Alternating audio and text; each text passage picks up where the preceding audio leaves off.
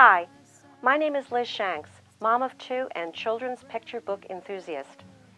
I'd like to welcome you to Liz's Book Snuggery, which features Liz's Picks videos where you'll find some of the best reads in children's picture books, read aloud segments, and Way Back Wednesday, where I'll dig up an essential classic from my library to share with all of you. So I invite you to please stop by lizsbooksnuggery.com. Our picture book selection for today is The Gingerbread Man, Loose on the Fire Truck by Laura Murray, illustrated by Mike Lowry. I have a soft spot in my heart for this story in the series by Laura Murray on that favorite cookie treat that can't be caught, The Gingerbread Man. He's been loose in the school in a previous book, and here he's on a tour of a fire station. My dad was a battalion fire chief at the Brooklyn Army Terminal for most of my growing up years. He was an expert in fire prevention, and guess what? Fire Prevention Week in October was a big deal at our house. I never really thought much about it as I was growing up, but what my dad did was a pretty important job, and that's partly why this book caught my eye. The Gingerbread Man goes along on a nifty field trip with the kids to the firehouse, hitching a ride inside the side pocket of classmate Sophia's backpack. He'll not be left behind.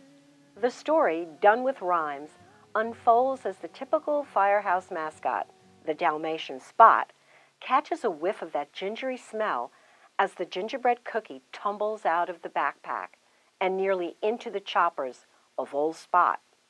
But not before the Gingerbread Man and class and the reader begin an interesting tour of the firehouse and its facility as the cookie tries to elude the dog Spot in hot pursuit of a sweet treat. I'll run and I'll dodge as fast as I can. I'm not a dog bone. I'm the Gingerbread Man. But first, before the game of cat and mouse or dog and gingerbread man commences, we see a quick demonstration of the gear a fireman must carry: helmet, goggles, axe, flashlight, oxygen tank, gloves, and boots. With the hot breath of Spot bearing down on the cookie, he variously shimmies up and down fire poles, something I always wanted to try, only on the downward slide, hops over bunks where the firemen sleep who stay through the night. I remember when Dad was on duty overnight. Through to the kitchen where one of the firemen designated as cook is whipping up some yummy chili and buttery rolls.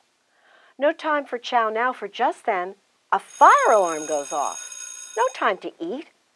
With the Gingerbread Man clinging to the back of the hook and ladder, he eludes Spot, but is on his way to a real fire. I'll put out that fire as fast as I can. I know I can help. I'm the Gingerbread Man. But as he grabs the nozzle of the hose and water comes pouring out, it's like riding a bucking bronco. Can the Gingerbread Man hold on? Luckily, he has the help from Fire Chief Ann. Hey, Dad, they have lady fire chiefs, just like you. Isn't that great? Does the Gingerbread Man save the day and put out the fire? And will he receive a small, shiny red helmet of his own from the company 4 firefighters to replace his own he lost on the way to the fire? What do you think? The book includes a great poster in a sleeve on the inside back cover of the book that's worth saving to remind kids of what to do in a fire and activities for them to do on the back. And just in case I never said it, Dad, I'm so proud of your career as a fire chief and all the lives you helped to save. This book is a fast-paced read-aloud that allows the Gingerbread Man and his class and your young reader an inside look at a fire station and the men and women on duty 24/7 who save lives and property for a living. So if you happen to be passing a fire station, say hello and thank you to the people who put out fires and train for it every single day.